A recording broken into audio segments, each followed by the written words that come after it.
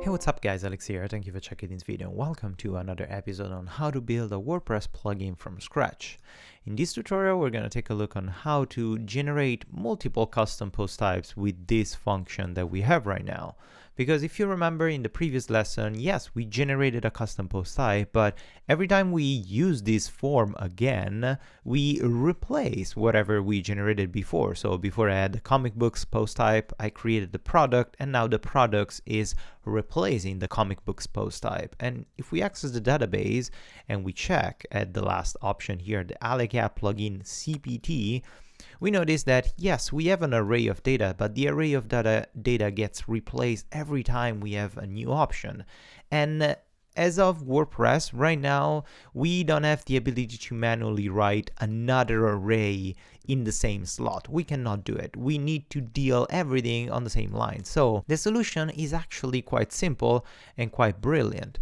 We should try to store all these information inside a multi-dimensional array, which every key of the array is the unique custom post type ID, because that's the unique name, unique identifier that doesn't change and cannot be changed, and it's something that we're going to take care later to validate and avoid that the user mess things up. But we should store all this information of a custom post type in another sub array inside the original array that has as a key the unique ID of the custom post type.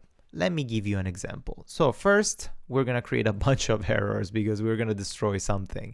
Let's go in the CPT callbacks, and when we are dealing with the text field and the checkbox field, instead of simply passing the name, option name with the actual unique name here. So in our case is option name is plugin CPT, and then the unique name inside here is the post type or the singular name, plural name, blah, blah. Let's add another square brackets to say, hey, let's go inside another level of multi-dimensional array and say test. And let's add this extra level test also in here. If we save it and now we save again the changes, we still have all the information here. We save the changes again, we're going to have a lot of PHP errors. So the PHP error is that we don't have the post type anymore. Our generation of the custom post type cannot recognize this information. So just to avoid these errors, for now, let's go inside the custom post type controller and let's comment the generation of storing the custom post types. We're going to avoid all those errors for now. Let's refresh. Let's refresh this page. Perfect. We don't have the error of the custom post types anymore. We have some undefined index of post type here for every single field that we generated. So to avoid this error, again, we should also, because we don't need to store them anymore, we should avoid to try to find the value, because the value is not available anymore from these generic array or just like the one dimension array. It's inside a multi-dimensional array. So let's remove the value actually, and let's pass an empty value, because we don't want to even have in the same form over and over again the same custom post type. That's kind of silly. So let's remove the checkbox, checked option here. And this is also one of the reasons I'm not reusing the checkbox field method from the manager callbacks, because I'm changing stuff here. So that's way better. Let's save it. Let's go back in our administration panel. Let's refresh. Perfect. We don't have the errors anymore. Our form is completely empty, even if we saved something. But if we access the database and we refresh our options, look what we have here. We open up, we have one array, only one array that it's inside has another array called test. And the array called test has all our information. So this is a multi-dimensional array. And in this way, we can now finally do something like this. In the generation of the store custom post types, what we tried to do before was trying to loop through all the options here, and we couldn't because we had just one single option. But now that we're storing the multi-dimensional array, we have multiple options. So let's remove the comment of the for each, and let's replace all these options variable with the single option variable. So let's select them all in this list with Control D or Command D if you're using Sublime Text as I'm doing it, and let's replace it with option. Perfect. Let's save it. Let's go back in our administration panel. Let's refresh. And now we have the products.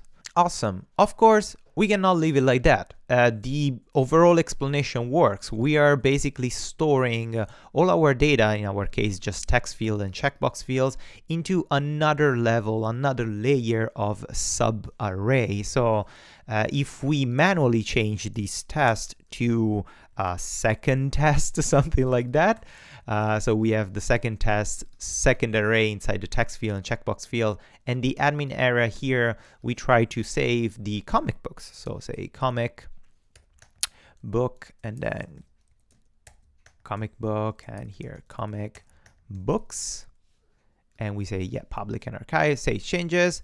This gets completely replaced even if we change the unique key identifier of our second array, which is really upsetting. So if we access the database and we check, we still have just one array, and inside here we have the second test that was replaced, that replaced our initial test. So this is super annoying, and even if, of course, we cannot keep manually changing this stuff, we should automate these things, we have to deal with storing the data in a proper way. So let's take care of doing that. Let's remove these silly test and second test. We don't need this other extra step. And what we have to do, basically, first having the ability to store this data dynamically based on the name of our custom post type ID. And just as a test, actually, let's go back here and let's reverse these two tests. Let's, in the CPT sanitize method, let's var dump our sanitize, and let's var dump our input, and then let's interrupt the execution of the script. Let's completely block everything with the die method. Perfect. Now, if we cancel these and we go inside our administration area, we refresh and we write again products, bum, bum, save changes. There you go. This is the way the data gets passed to WordPress and gets stored in our WP options table. As you can see here, we are passing two arrays, so a multi-dimensional array. The first array contains just the string with the unique name, that in our case should be the actual post type unique ID, and then inside here all the options. Basically, that's what we have to do. Only in the sanitization method, we have to first adapt the array that we're passing to be stored inside another array with the unique key identical to the post type ID. And then we have to do a check. We have to do a check to see if there's already an array there, there's already data, and the array unique ID doesn't match the array unique ID that I'm saving here, don't replace it, just add it to that array. So let's do it. Let's go back in our CPT callbacks, and inside here in the CPT sanitize, before returning everything, actually, let's comment these out. Let's create an output array, and let's, just because we're testing a lot of things, let's var dump the output of array. Perfect. And then let's interrupt the script with die. So the output that starts with an empty array shouldn't start with an empty array, because we want to grab whatever array or whatever data we could potentially already have in our database. Like in our case, we have in the Alicat CPT plugin already this thing called second test that takes care of storing the information of the comic book custom post type. So we should actually pull this inside our options. So let's do it. Just simply use the get option, and the option name, we know it, is Alicat plugin CPT. And of course, if we give it a try again, if we go back in our administration area, we refresh, yes, submit again the form, here we're gonna have the full list of all the information that we have here, second test and blah, blah, blah. Awesome. So now we have the ability to tap whatever information we have in our database and match if that information already exists. We don't want to replace it, which is, that's what we wanted, right? Okay, let's go back in our code, and let's say that first, we want to update the input, because right now we're passing the input because we're not manually, actually, let's remove this test, otherwise it's going to be messy. We are not manually passing a multi-dimensional array here based on the ID of the post type, so we need to update the input. The input should simply be input, it's going to be equal to an array that it's multidimensional array as well with key value. So the key should actually be the input post type key that we're passing. So input should be equal to post type, and inside the post type we should store the full input. That's awesome. So now that we're doing this, basically we updated, and as you can see here, I'm reusing the same variable. I'm updating the same variable. This is not a mistake. If you think you could get confused, you can replace it by saying like new input or updated input, but let's leave it new input. It's fine, so we don't get confused. But basically what I'm doing, I'm generating this array that has as a key the post type from the input. So if the post type was product, I'm gonna have this post type product. And inside here, I'm storing as a value the full input that it's already an array. So this should return the same structure that we have here, this multidimensional array with this key as the same post type, and inside here, all the informations that we're passing. Awesome. Actually, let's do a test. Let's print the new input. Check here. Let's go back in our administration area and let's write something completely different. So in the database, we are currently storing the comic book. So let's try the product and let's see if it works. Products, blah, blah, blah, save changes. Okay, awesome. You can see that even if in my administration area here, I don't have an extra multidimensional array here, I'm just passing the option name and the actual name. Here I'm printing because I'm editing the new input by storing the full array of data inside an array with the key that is identical to the post type. Great, that's what we wanted. The only thing that we need to do, instead of just returning the new input, we need to be sure that the output doesn't match or doesn't contain already an array, and if it does, we need to replace it if the key of that array matches the post type, because that means we're updating our custom post type. If that key doesn't match, we should add to that database another array and not replace it completely. So let's do it. We can say that for each $output, so for each options that we have in the output, we want to store just a single type, or we want to return just a single type, because we don't need to access the full array. We just want to know the value of that main subarray. So in our database is going to be second test. We just need to know the value of this initial array that it's wrapping all this information. So we don't need to split key and value. And for each one of these, we can say that if $new input post type is identical with 3 equals, I have the font ligature. So if I put 3 equals, all one attached to another, I'm going to have this super cute and nice symbol. If the new input post type is identical to the actual type that we have in the database, we should update this. So let's get the output at position of this very own type is going to be equal to the original input, because we don't want to replace the custom post type. It has to exactly be the same. We can just pass all the data that we have here from the input. So the post type, singular name, plural name, blah, blah, blah. And even if this changes, it doesn't matter. We're not going to allow the user to change it. So let's leave it like that.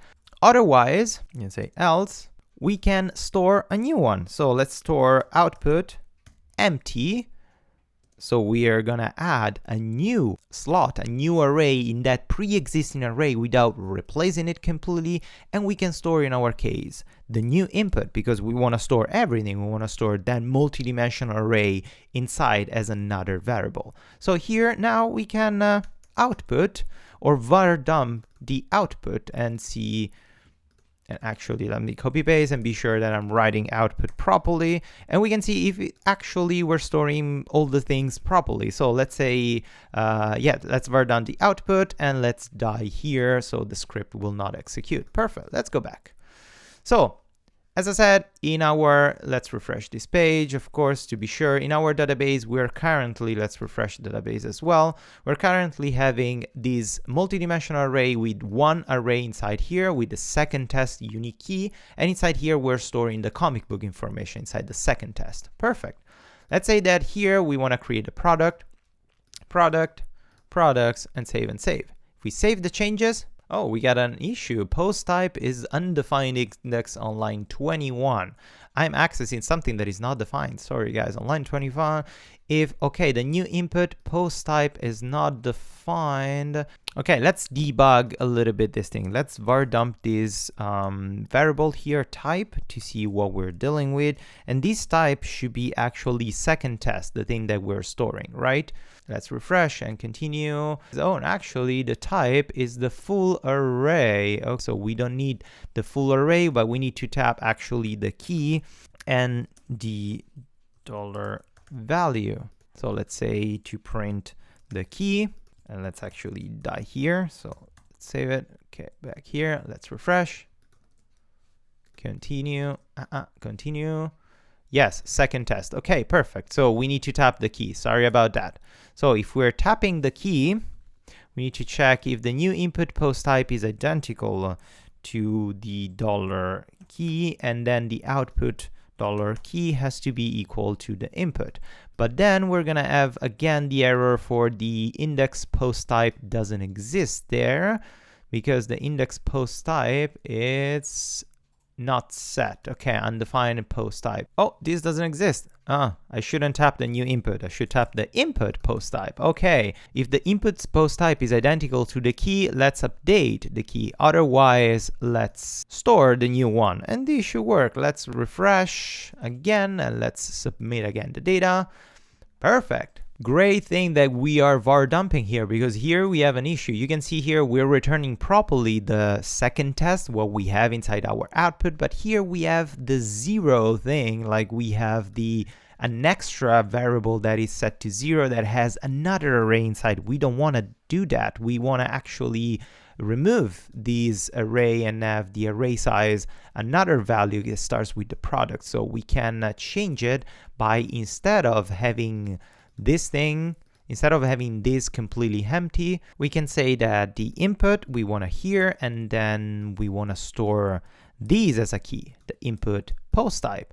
And as you notice here, I'm not using anymore the new input because I'm not generating that array, but I'm generating it dynamically in here. So we can completely remove the generation of this new input array. So now the output should have as a value, as a key for this new array, the actual option ID. So let's go back here. Let's again submit, confirm the resubmission of the form. Perfect. That's what we wanted. One array that has 2 keys, second test and product, and a multi-dimensional array inside. So if we finally remove this thing and we return the output that we carefully generated now, and we submit the form once again, saved. Look what we have here. We have the comic books post type and the products post type. And if we go back in our database and we refresh, yes, let's open the option. Now the arrays are 2. The first one is the second test unique key, and the second one is the product unique key that has the array inside, which is fantastic. And our administration area works as supposed to do, because it's not storing the data here. We don't have one custom post type, and we have the ability to generate as many custom post types as we want. The super quick sanitization that we did here in order to not replace the data that we have currently in the database, we can reuse it also when we update, because automatically this code will check if the key already exists. Just update the value. It's not gonna add another value. So it's gonna be pretty easy to use and pretty cool when we're gonna extend in the next lesson this administration area, because yes, now we have all these our super cool custom post types, but first, the options are really limited. We want to give the user the ability to customize everything, customize the location of the custom post type, customize the icon if he wants to add an image or dash icons by default from WordPress. We want to give the option to check and uncheck if you want to have categories, tags, or custom taxonomies that we're going to generate later. And then we need to list the full list of custom post types that we generated with the ability to actually edit a custom post type or delete a custom post type. So we're going to take a look at this in the next lesson. So it's pretty much it for today. I hope you enjoyed. If you did, please give it a thumbs up or subscribe to my channel. And if you want, you can check the support me page of my website, where you can find all different ways and methods to support me, support my channel, and help me to do better videos and better tutorials for you. Thank you again, guys, and until the next lesson, as usual, happy coding!